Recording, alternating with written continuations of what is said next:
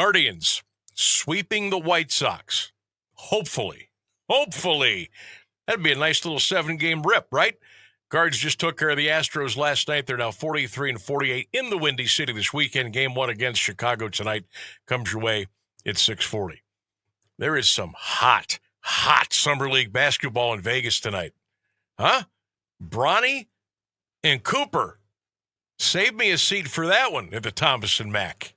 That'll be fun to talk about tomorrow. A little bit later on this day in sports history, and we'll get you ready for a fill-in-the-blank Friday show tomorrow here on AM 1310 WDPN. Without any further ado, let's talk to our man, Sam Amico, Amico Hoops Wire. Let's talk a little NBA, a little LeBron, a little Vegas. Sammy, how you doing this afternoon? I'm doing well, Sam. If it's all the same to you, I'd just as soon keep talking about the Guardians. Hey, we can do that too. Can you believe? Here, I'll start with this because I'm still in denial that they went down there and they won 3 games in a row. Can you believe after losing 10 and playing the hottest team in baseball in their park, they went down there and they won 3 in a row? Go figure. It's the Guardians' way. You're right. Over the past few years. But no, and Angel Martinez is, I thought, is that JD Martinez? The way he's been hitting the ball. So yeah, it's been fun to follow. And now of course we have the Cavaliers Summer League coming up this week. So there's probably a little excitement there too. There is a little bit. I expect the unexpected with the Guardians and with the Cavs. Sam, you never know. You always feel like something might be coming down the pike with Kobe, and I guess this time of the year there's no shortage of talking points. Before we do get to the Cavs, and gosh, LeBron's been in the news a lot the last couple of days, and boy, the conspiracy theories are hard at work. But I'll tell you what, when I see that Summer League courtside seats are going for more than $3,000 tonight to watch a basketball game in July, something that I never thought I would see. But I will tell you, I will be parked in front of the TV tonight to watch Bronny and Cooper Flag go at it. What's your take on just not just this matchup tonight, but the excitement just around one game in the summer out in Sin City? What do you think? Yeah, I think obviously it's great for the league. You talk about the number 1 overall pick. He's only going to play 2 games, it sounds like, Cooper Flag. And, just to get early signs of what to expect from him. And it's so hard to tell, in fairness, if you're really keeping perspective about this, which obviously if you're spending tons of money on this, you're not keeping perspective. But if you are, the Summer League there's been guys like Derrick Rose who were terrible as a rookie in their Summer League. There's been guys who were amazing in Summer League like Anthony Bennett. So, most guys are somewhere in between those two, but it really goes to show you that you can't take too much away from it.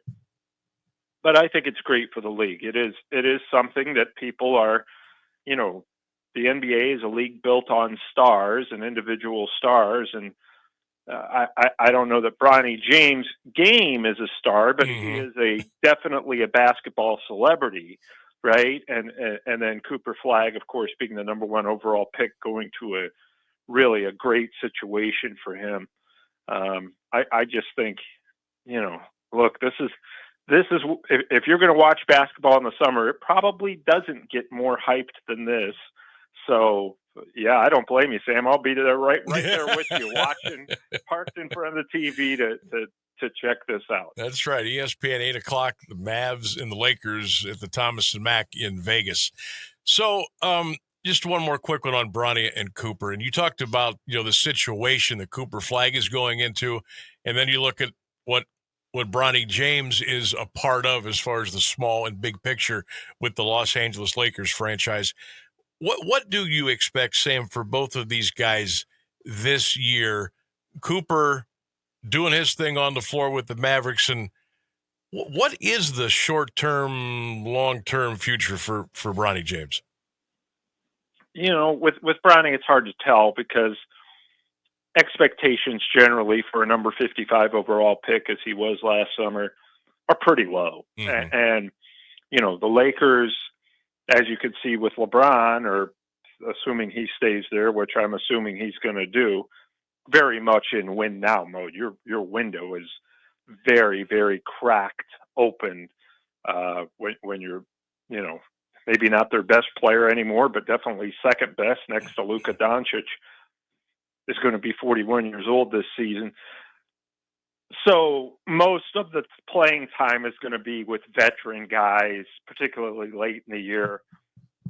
For me, what I want to see is Bronny at some point. What will he be without LeBron? Mm-hmm. Will he still be, I think that he has a nice upside as a 7th, 8th man in the NBA, which is nice for a number 55 overall pick. So as far as his future, it's still way, way too early to gauge because, look, we know why he's there, right? I mean, let's be honest about it. Now, I think he's worthy of a number 55 pick wherever he went, mm-hmm. but, he's getting that extra opportunity, which is fine because LeBron is there. And it'll be interesting to me to see what will become of Bronny once LeBron's no longer around.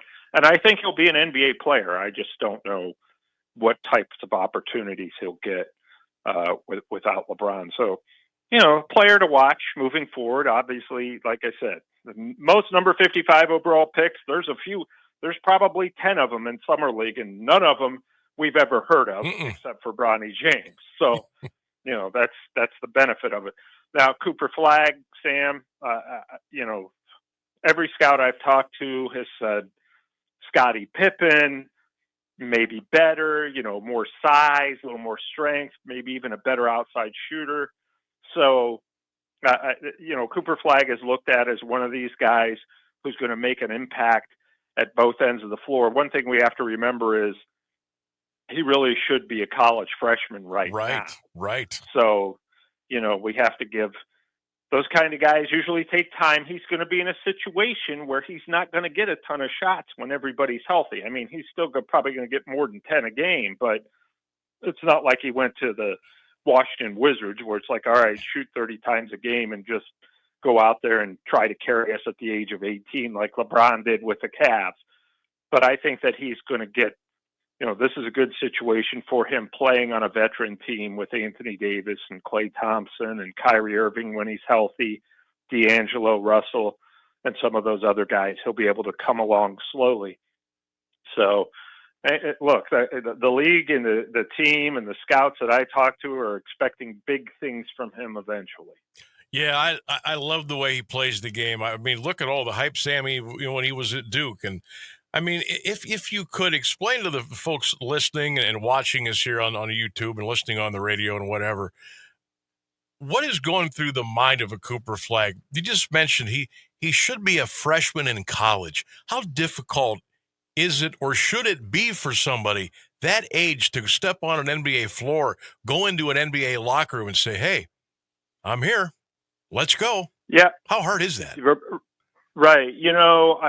I'm guessing it's not easy because you're around people who now, especially in his situation, you're talking about guys who have been around 10, 12 years, 8 at a minimum. They all know what they're doing. They all know that this is a marathon. You're kind of figuring it out as you go.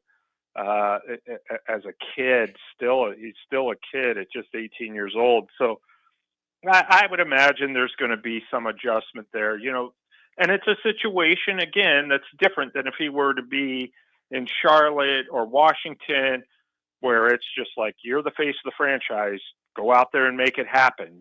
Now he's in a situation where it's like, okay, now I have to fit in to a situation as opposed to being the main man. That's going to take some getting used to too. So it's not going to be easy for him, especially with, all eyes on you. You're going to a franchise that traded Luka Doncic last year. They're still getting over that. Now all of a sudden, hey, you're our new number one guy in terms of the eventual face of the franchise and everything we're building around. So there's a lot of pressure there. One thing I will say about him, his personality, he seems very mature for his age, and somebody who's going to be able to just kind of roll with it. But there's a lot being thrown at you. I mean, forget the money. I mean, what do you do as an 18-year-old kid with all that money? But just the fact that you're in a situation where it's like, yeah, we're expected to go places and pretty quickly. So help us out right now, kid. Yeah, that's wild. That really is. Sam Amico, our guest, Hoops Wire at Amico Hoops. Check him out on X. Does a fantastic job. Lots of great content. Sammy, let's switch over to the Cavs here. This is what I got. Re-sign Sam Merrill, trade for Lonzo Ball, sign Larry Nance Jr. That looks to be about it. Your thoughts on the moves that they have made, and is there anything coming? Anything we should be looking for? Or are they pretty much set? I think that they're going to try to get another big guy, maybe a 10 to 15 minute backup center. That's something they didn't have last season, was a playable backup center. Tristan Thompson was nice, but they obviously felt like they couldn't use him very much. I think they would like to get somebody younger in that role, somebody who can back up Jared Allen and at times Evan Mobley. If you noticed last year, Kenny Atkinson was platooning them, always having one on the floor. Now, if you can take both of them off the floor at the same time with a legitimate backup center, and that might not be something they do right now. Could be something they do, say before January. I think right now, and look, if you knew you were going to lose Ty Jerome, I like the Lonzo Ball move if he can stay on the court. Right. Which is something he hasn't done over the last 3 years. But if he can, I think that's an upgrade. He gives you that big physical guard that they were looking for. He's, despite all the celebrity status surrounding him, he really is a team-first guy, really good defender, and just kind of, we saw the Pacers, the Thunder, and some of these other teams get physical with the Cavs, and it kind of threw them off. They had a hard time getting the ball up the court against those teams with those physical guards. Lonzo Ball solves that problem right away. He will get the ball up the floor. He will deliver it. He can hit shots, and he's a good defender. So, he's never lived up to being the number 2 pick, partially because of injuries, but I think if he can stay on the court, that's a nice upgrade. Larry Nance Jr., another guy. Can you stay healthy? Mm-hmm. He can stay on the floor. He will help them. Gives them a little bit more athleticism in the front court, even though he's 32 now, believe it or not. He still can get up. He still can be physical. And, again, both of those pickups have a recent injury history that's like, okay, can you give us 50 games during the regular season and be available in the playoffs? And if they do, I like both of those moves. Sam Amico is our guest here on the Sam Bourquin Show, AM 1310 WDPN. Check us out on all of our social media platforms, and check Sammy out at Hoops Wire at Amico Hoops on X. All right, what is going on in Los Angeles, Sam? LeBron has been popping up here, popping up there. Jeannie Buss was supposed to hang around and be a governor for 5 years after the big sale to Mark Walter. It looks like there's just a lot of tension and a lot of, I don't know what, going on out in Los Angeles. What is the relationship now with the Lakers and LeBron, and what's going on with that franchise behind the curtain and on the floor? Well, the relationship between LeBron and the Lakers seems a little bit, they seem to be a little bit at odds from everything I'm hearing and reading. Which is interesting because the Lakers are on the hook for $53 million to LeBron. So, right, that's all. Not a great time to be at odds with somebody. But, I think that this is just it was a very peculiar statement that Rich Paul, LeBron's agent, made at the time LeBron picked up the option, which was kind of like, yeah, we're picking up the option, but the Lakers, we still have one eye on the door. So right. Found that interesting. I think eventually, this is all going to be resolved. I thought the Lakers, frankly, have done a nice job with obviously you have Luka Doncic, LeBron James. They needed a center. You went out and got former number 1 overall pick in DeAndre Ayton, who has yet to play like a number 1 overall pick, but could be just exactly what they need there. So it's hard to get a gauge. Obviously, LeBron is up to something. I mean, he that picture got out of him in the Cavs practice facility, and he says, "Oh, I'm there every summer." And I'm like, "Yeah, well, that's great. This is the first time a picture's out it's ever gotten out."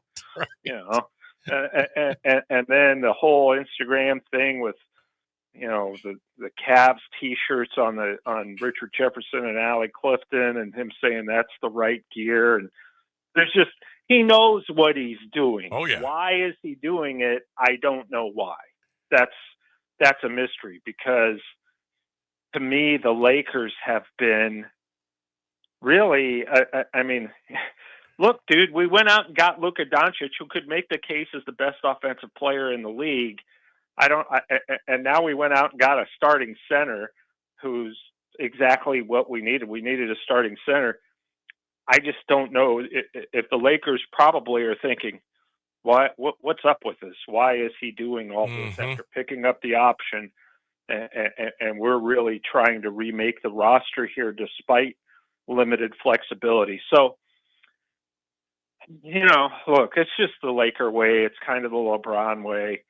And sometimes in the face of great drama, you can go on to accomplish great things. Who knows? But, the market for LeBron, obviously, if he were available, isn't as powerful and as strong as it used to be. One scout told me, what on earth is he doing? He's going to be 41 years old. Where's he going to go? Right. This is a great situation for him. So, and other teams, look, if you're the Washington Wizards, yeah, we'll give you like 5 young guys for LeBron, but teams that are in contention right now, they're kind of past that.